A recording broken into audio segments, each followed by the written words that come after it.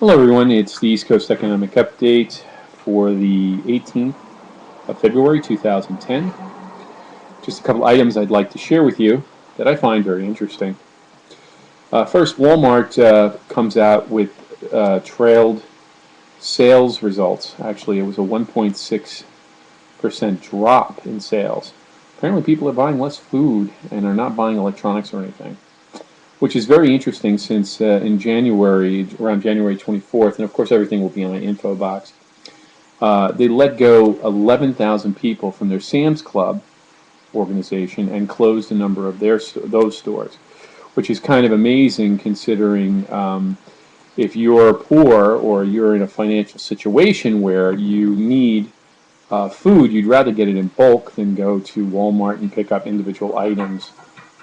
So there's a quintessential shift both in the middle class and the lower middle class, where people are buying just enough what they need because that's all the money they have. So green shoots, recovery, whatever. Obviously, when Walmart is losing sales because people are not buying food, because they pointed it out that they were buying, people are buying less groceries, and they've even cut their prices on food. So this is very interesting. So I'll leave both the original trailing of sales at Walmart and also the January 24th article for the 11,000. So I guess they assumed that they could zero out their loss that they knew that was coming with the 11,000 people being laid off, which didn't work. Which you wonder, well, if they didn't lose the 11,000 jobs, how bad would have it been? Also, this week, first-time unemployment claims shot up to 473.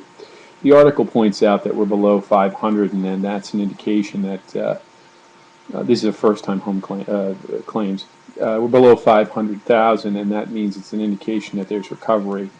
Also, I have another article that Michigan is going to run out of extended benefits.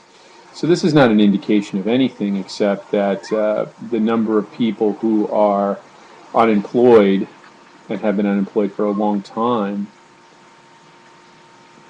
are falling off the map and are only being saved by the U6 number, unfortunately.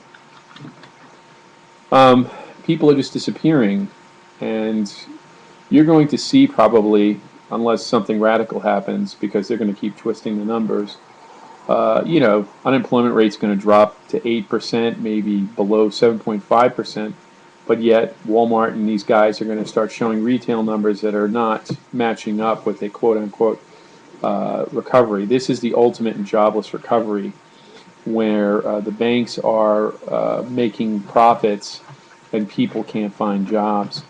I also had a situation where I was listening to NPR, and if I can find the podcast, I'll try to add it on, where a guy has been looking for a job. He's a web designer, and he's in his 50s, and he's also a ad designer. And he was looking for a job, and people were he's been looking for a job for 2 years. So, and he still hasn't found a job, and he's tried everything. So there's a lot of issues here, even in New York, where professionals are not being able to get, jobs, and young people are not getting jobs out of college.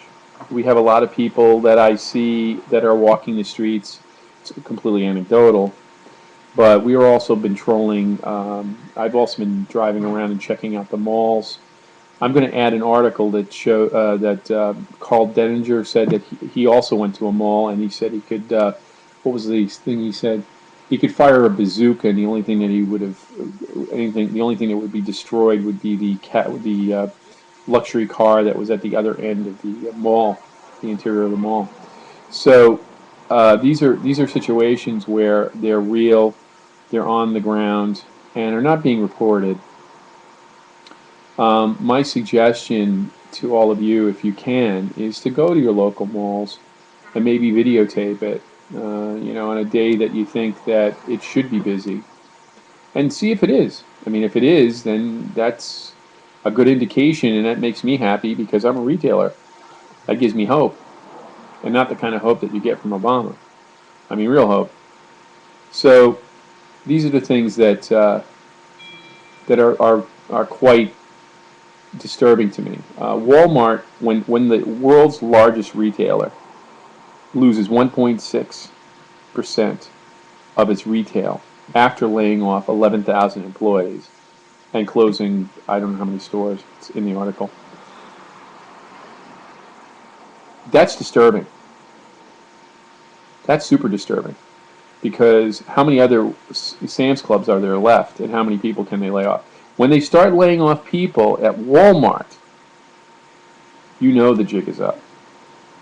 We'll see what happens there, because those people are part-time and they treat them like crap, and you know the routine.